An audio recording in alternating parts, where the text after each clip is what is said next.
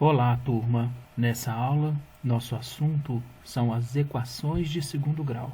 O objetivo aqui é tratar da definição de equação para que ao final dessa aula você consiga classificar uma equação como equação de segundo grau e identificar os seus coeficientes numéricos. As equações de segundo grau são equações que apresentam a seguinte forma: ax² mais bx mais c igual a zero. Lembrem-se que uma equação ela precisa de dois elementos fundamentais. O primeiro deles é o sinal de igualdade. Esse prefixo equa, ele quer dizer igual. Então, a igualdade ela tem que aparecer na nossa sentença matemática que a gente vai definir como equação. E essa sentença ela vai ser uma sentença matemática aberta, porque ela vai apresentar uma variável, pelo menos uma variável. Nas equações de segundo grau, nós temos uma variável e nós temos a nossa igualdade. Nessa equação de segundo grau, nós temos alguns elementos importantes além da nossa variável. Nós temos três coeficientes numéricos, o A, o B e o C. São números reais que a gente vai definir ou que a gente vai chamar de coeficiente numérico, com o valor de A diferente de zero. Observem que o coeficiente A, ou o número A, ele vai estar sempre acompanhando a nossa variável x elevada ao quadrado, ou seja, o coeficiente A é o coeficiente daquele termo cuja parte literal tem o expoente 2. O coeficiente B, ele vai estar sempre acompanhando a variável x elevada ao expoente 1, ou seja, o coeficiente B é o coeficiente do termo cuja parte literal é x. E o coeficiente C é o coeficiente que aparece independente de variável, ou seja, o nosso termo independente. É por isso que ele é chamado de termo independente, porque o valor dele não depende da variável x, como nos dois primeiros termos da nossa equação. E uma observação importante é que o coeficiente A ele tem que ser diferente de zero, porque a gente está falando de uma equação do segundo grau. Ela é definida como equação do segundo grau porque o maior expoente que a variável apresenta é o expoente 2. Se esse termo não aparece, ela deixa de ser equação do segundo grau. E se o coeficiente A for igual a zero, 0 vezes x² daria zero. Então, esse termo ele seria nulo.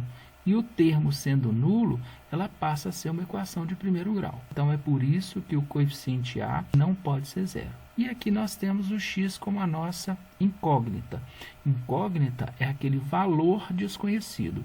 É aquilo que a gente está procurando determinar o valor. Vamos a alguns exemplos de equações de segundo grau.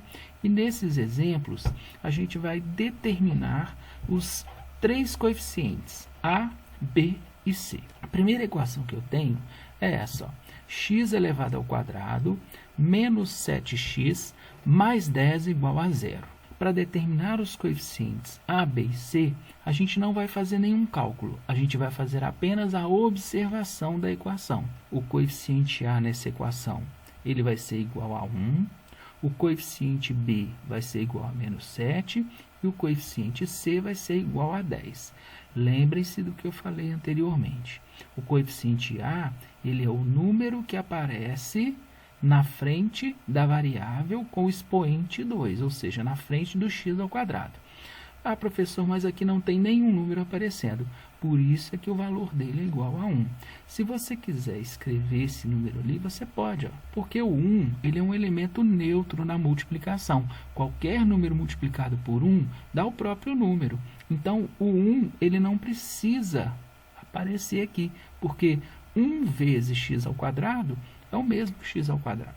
Então, quando não aparecer nada na frente da variável, significa que o valor do coeficiente é 1.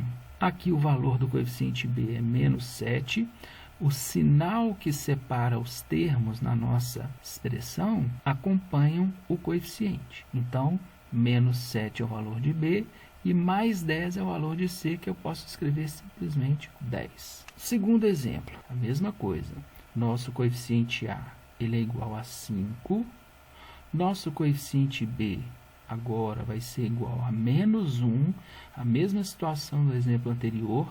O 1 ele não aparece, tá vendo? E o valor de C, que é o nosso termo independente, é menos 3.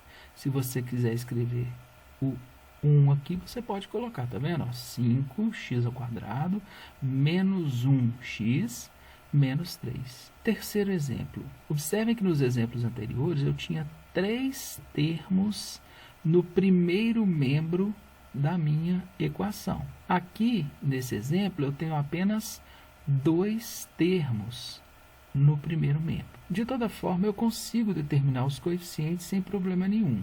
Lembrem-se que o coeficiente A ele vai estar acompanhando a variável com o expoente 2, então, nesse caso, o coeficiente A é 8.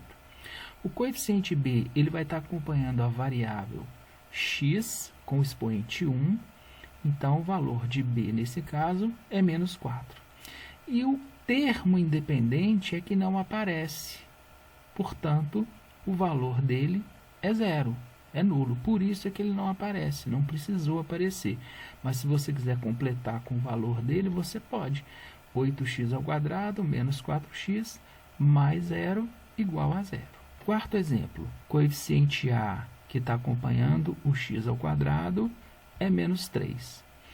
O valor de B, que é o termo que acompanha a variável x, com o expoente 1, ele não aparece aqui. Portanto, o valor dele vai ser 0.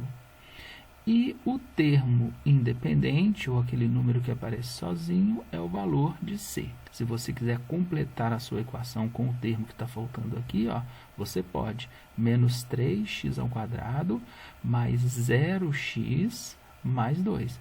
Agora você observa que o coeficiente B, o valor dele é 0. No nosso quinto e último exemplo, a gente tem apenas um termo aqui no primeiro membro da nossa equação. O valor de A vai ser igual a 9. O A é sempre o número que acompanha a variável com o expoente 2. Nesse caso, estão faltando aqui os valores de B e de C. Portanto, o B é igual a 0 e o valor de C também é igual a 0.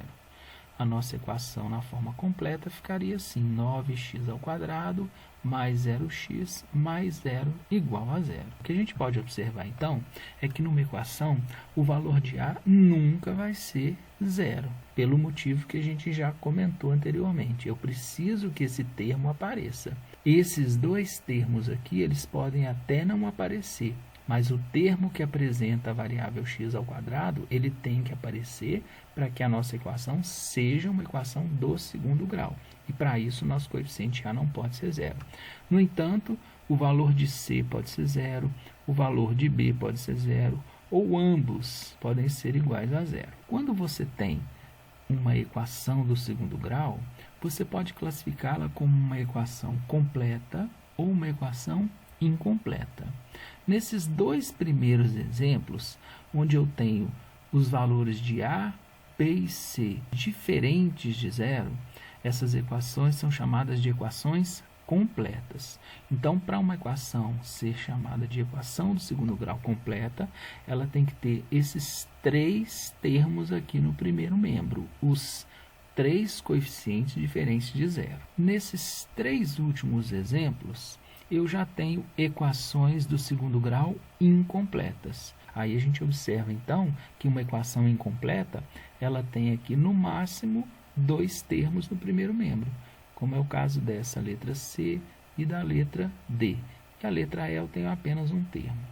Então, nós temos equações completas ou equações incompletas. Para finalizar nossa aula, vamos para uma observação importante. Nós já temos a nossa equação do segundo grau como equações que apresentam essa característica. Essa forma de apresentar uma equação de segundo grau é chamada forma reduzida.